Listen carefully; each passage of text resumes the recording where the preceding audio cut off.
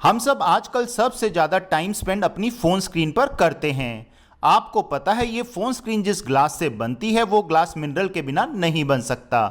Phone screen के glass को बनाने के लिए सिलिकॉन, एल्यूमिनियम, पोटेशियम जैसे मिनरल्स की ज़रूरत पड़ती है।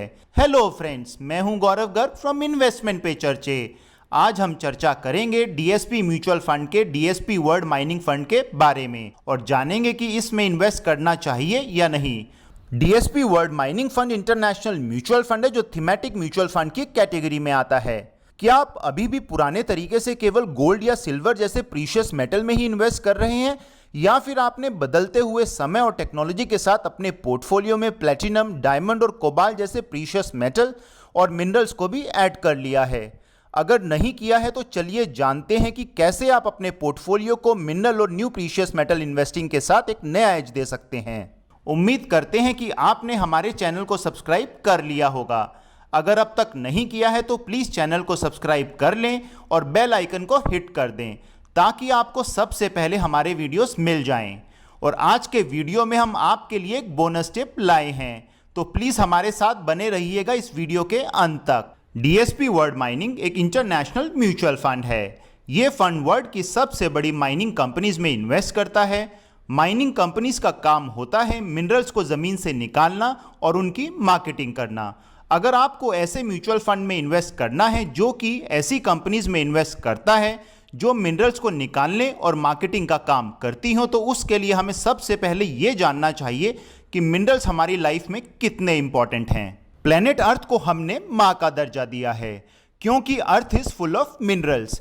उसी कारण से अर्थ प्लेनेट पर हम अपना जीवन भी जी सकते हैं। All fruits and vegetable trees get those minerals from earth। और फ्रूट्स एंड वेजिटेबल्स के थ्रू ही हमें वो मिनरल्स अपने फूड से मिलते हैं, जिससे हमारी बॉडी में एनर्जी बनी रहती है और हमारी बोन्स भी मजबूत रहती हैं। ये मिनरल्स आपके टूथपेस्ट और नहाने के साबुन बनाने में भी काम आते हैं। ये मिनरल्स आपकी सभी मेडिसिन्स और मल्टीविटामिन कैप्सूल्स बनाने के भी काम आते हैं। इसका मतलब minerals are base of human life. और आने वाले समय में जितनी भी नई टेक्नोलॉजीज आने वाली हैं, चाहे वो इलेक्ट्रिक कार्स हों या फिर सोलर एनर्जी पैनल्स या फिर 5G टेक्नोलॉजी, उन सभी में मिनरल्स की ज़रूरत पड़ने वाली है। इसलिए आने वाले समय में मिनरल्स की डिमांड और प्राइस दोनों बढ़ेंगे। इसी कारण से मिनरल से जुड़ी हुई कंपनीज को फायदा होगा।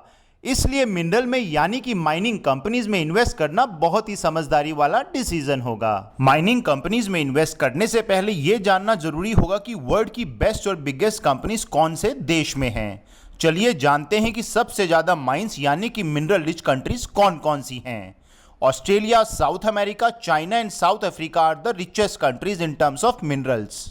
अगर हमें इन माइंस में या माइंस को ओन करने वाली कंपनीज में इन्वेस्ट करना है तो one of the best options available हैं डीएसपी वर्ल्ड माइनिंग फंड।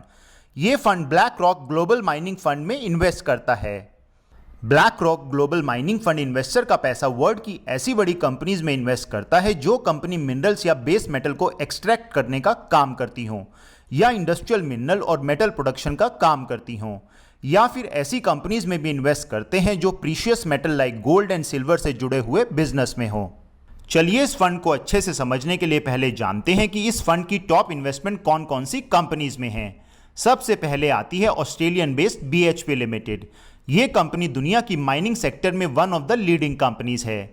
ये कंपनी गोल्ड, सिल्वर, कॉपर, निकल, कोल एंड गैस जैसे मिनरल्स को निकालने और प्रोसेस करने का काम करती हैं।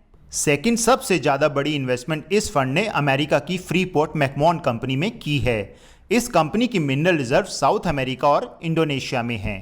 थर्ड नंबर पर इस फंड ने इन्वेस्टमेंट की है south Africa based Anglo American company में। ये कंपनी वर्ल्ड की लार्जेस्ट प्लैटिनम प्रोड्यूसर है जो कि वर्ल्ड के प्लैटिनम आउटपुट में 40% कंट्रीब्यूट करती है। ये कंपनी कॉपर, निकल, आयरन और डायमंड की भी पूरी दुनिया में one of the major producer है। फोर्थ नंबर पर है Brazilian company Vale. Vale is the largest producer of iron and nickel in the world. Fifth number पर आती है Brazil based Rio Tinto company. ये कंपनी समुद्र के पानी से बनाने वाले नमक की पूरी दुनिया की सबसे ज्यादा एक्सपोर्ट करने वाली कंपनी है।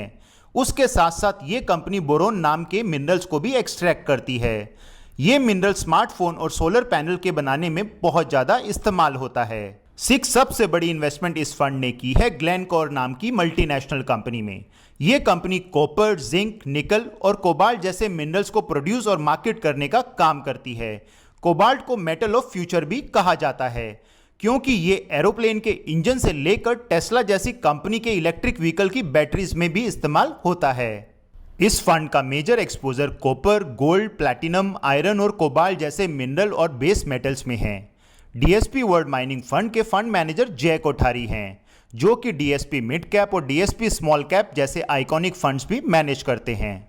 DSP world mining mutual fund में आप 500 रुपीज सिप या वन टाइम इन्वेस्टमेंट के साथ शुरुआत कर सकते हैं। DSP world mining fund risk parameter के हिसाब से हाई रिस्क कैटेगरी में आता है, तो इस फंड में आप तभी इन्वेस्ट करें अगर आपका इन्वेस्टमेंट होराइजन लगभग 7 to 10 ईयर्स हो। लास्ट 1 ईयर में इस फंड ने 75% रिटर्न दिए हैं और लास्ट 3 and 5 ईयर्स में लगभग 20% एनुअलाइज रिटर्न दिए हैं। इस फंड में एग्जिट लोड 0 है। डीएसपी वर्ल्ड माइनिंग फंड एक इंटरनेशनल म्यूचुअल फंड है, तो इसका tax treatment debt mutual fund की तरह होगा। डेट म्यूचुअल फंड में अगर आप 3 ईयर्स से पहले प्रॉफिट बुक करके एग्जिट करते हैं तो आपको प्रॉफिट अमाउंट पर short term capital gain tax लगेगा, जो कि आपकी टोटल इनकम में ऐड हो जाएगा और आपकी टैक्स स्लैब के हिसाब से टैक्सेबल होगा। और अब बारी है आज के बोनस टिप की। आज की बोनस टिप है टैक्स सेविंग। आप किसी इंटरनेशनल फंड या डेट म्यूचुअल फंड में इन्वेस्ट करते हैं तो आप इंडेक्सेशन बेनिफिट से टैक्स सेव कर सकते हैं। अगर आप 3 इयर्स के बाद प्रॉफिट बुक करके एग्जिट करते हैं तो प्रॉफिट पर long term capital gain tax लगेगा, जिसमें आपको इंडेक्सेशन बेनिफिट मिलेगा। चलिए इसमें समझने के लिए एक एग्जाम्पल लेते हैं। मान लेते हैं आपने इस फंड में 1 लाख रुपीज इन्वेस्ट किए हैं और आपको एवरी ईयर 20% रिटर्न मिलता है, तो 3 साल बाद आपके इन्वेस्टमेंट की वैल्यू होगी 1,80,000 रुपीज। अब शुरू कर रहे हैं इंडेक्सेशन बेनिफिट कैलकुलेशन। प्लीज अब ध्यान से सुनिएगा। आजकल इन्फ्लेशन यानी कि महंगाई लगभग 6% चल रही है। जो चीज आज आप 1 लाख रुपीज से खरीद सकते हैं, वही चीज खरीदने के लिए आपको 3 इयर्स के बाद 1,20,000 रुपीज की जरूरत पड़ेगी। ऐसा महंगाई बढ़ने के कारण होता है। इसी के लिए टैक्स कैलकुलेट करते हुए भी आपकी इन्वेस्टमेंट कॉस्ट 1 लाख रुपीज की जगह 1,20,000 रुपीज मानी जाएगी और आपका प्रॉफिट होगा 1,80,000 minus 1,20,000 which is 60,000। 60,000 rupees per 20% tax लगेगा, तो आपका टैक्स 12,000 रुपीज होगा। फ्रेंड्स, इंतजार किस चीज का कर रहे हैं? अगर ये फंड आपकी रिस्क प्रोफाइल और इन्वेस्टमेंट ऑब्जेक्टिव से मैच करता है तो शुरू कीजिए इन्वेस्ट। दोस्तों, आज के लिए इतना ही। फिर जल्दी हाजिर होंगे एक नए वीडियो के साथ।